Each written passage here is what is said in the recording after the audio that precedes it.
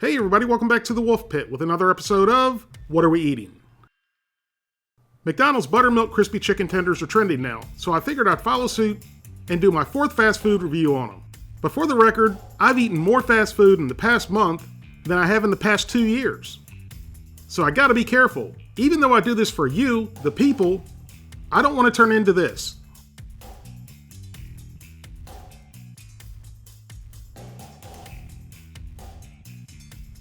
Which is exactly why I do these videos, to show you, the people, exactly what we're eating.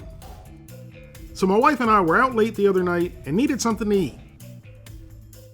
And you may find this hard to believe, but I've never, ever in my whole life had McDonald's for dinner. But with it being the only place open that late at night, and me doing fast food reviews, we said what the heck. And we picked up a 10-piece box of Buttermilk Crispy Chicken Tenders, a medium order of fries, and a medium Diet Coke. I also asked for one each of every sauce they had.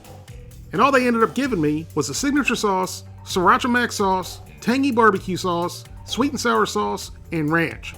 I thought McDonald's had more dipping sauces than this. And maybe they do have more, and maybe they were just out, or they were lazy. I also asked to see if they had the Mulan Szechuan sauce.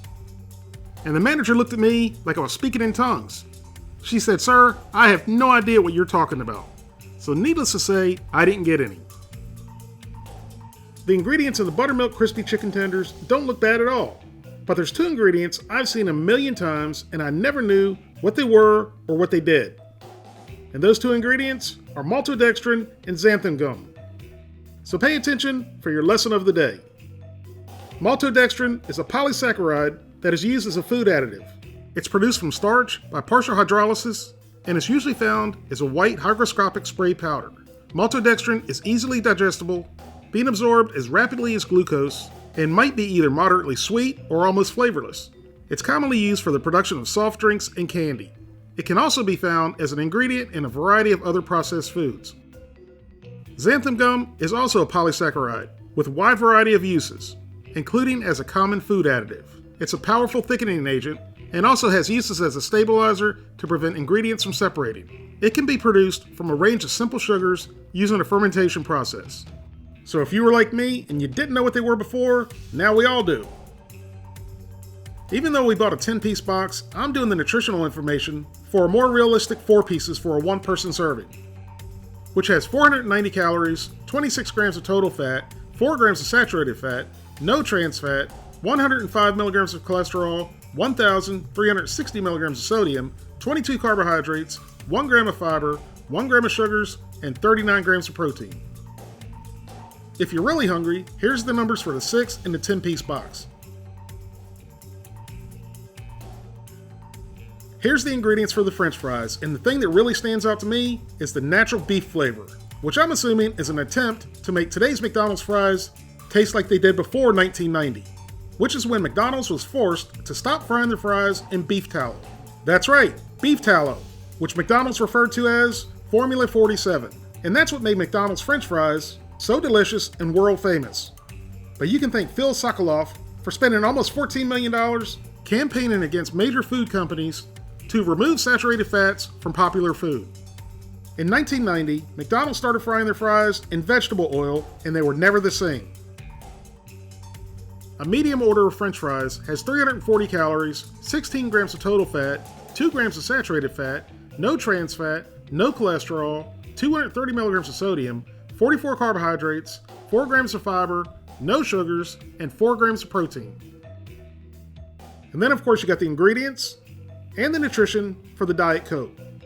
I'll total up all the numbers for the whole meal at the end of the video. So let's check out these Buttermilk Crispy Chicken Tenders and see what the hype is all about. And the box had some weight to it. I was hungry, so I wanted to try one right out of the box. And when I opened up the box, right away, they looked no different than a regular chicken tender you get in a restaurant. And the crust definitely didn't feel crispy at all. It kind of reminded me of the crust on an original piece of KFC chicken. The same thing when I bit into it, not very crispy at all. The flavor though was pretty good. But just like the way they look like an ordinary chicken tender, They also taste like an ordinary chicken tender. Not bad, but not great. I wouldn't say the chicken was dry, but it definitely wasn't overly moist either. Let's get these plated up with some fries and dipping sauces. I used the bag they came in to make a makeshift placemat/plate. And I sure hope this bag wasn't dropped on McDonald's floor. So I'm going to turn the 10-piece box into a 4-piece value meal, with my medium fries and a medium Diet Coke, which isn't in the video. I figure you all already know what a Diet Coke looks like.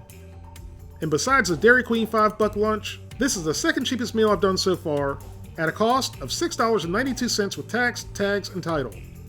That's the cost of a 4-piece value meal, not the 10-piece box we have. Here's all the dipping sauces. Bam! They're open. So I tried another Buttermilk crispy chicken tender. Here's a closer look at the not so crispy breading. And here's the other side of the same tender, which looks like it might be a little crispier. I popped it into my pie hole and took a bite. It was barely crispy in spots, but definitely not something I would call crispy. Again, the flavor was good, but it was typical of most other chicken tenders you get when you go out to eat. So let's try it with McDonald's signature sauce.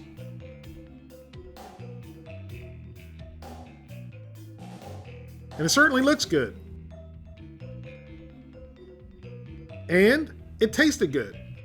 It kind of reminded me of a milder bloomin' onion dipping sauce. It wasn't bad. Next was the sweet and sour sauce. And it was all sweet and no sour. Too sweet for me.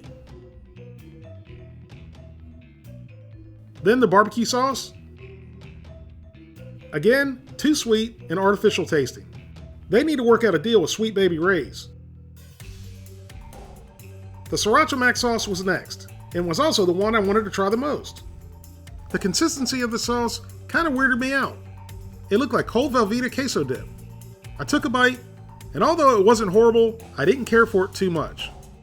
And I really couldn't taste any of the sriracha. Then for my go-to, the ranch, which as usual looked good.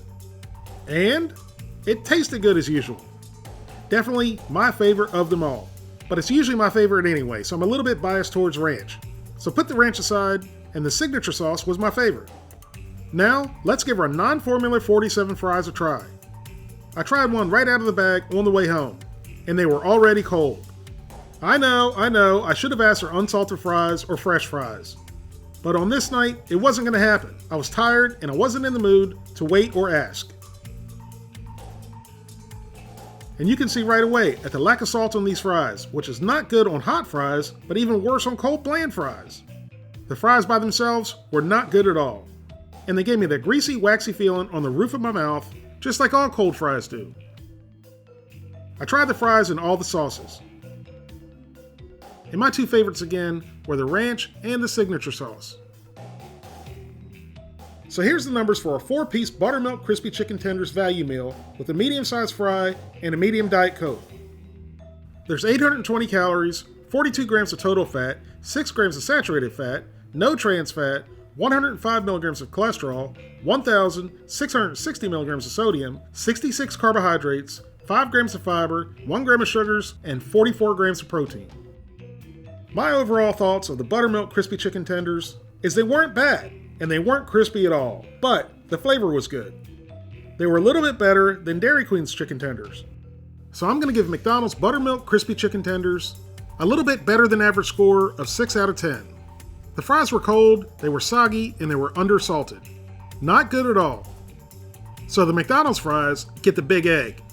In a pinch like this time, when I'm out late and nothing else is open, I might get these chicken tenders again, but I definitely wouldn't rush out and get them. If you'd like to help support the Wolfe Pit, consider being a patron. You can pledge as little as $1 a month, that's only $12 for the whole year. Or you can pledge more, that's up to you. Either way, every little bit's appreciated and helps me produce more high-quality videos more often for you, the people. Thank you all very much for watching. Please don't forget to like this video and subscribe, and I'll see you soon.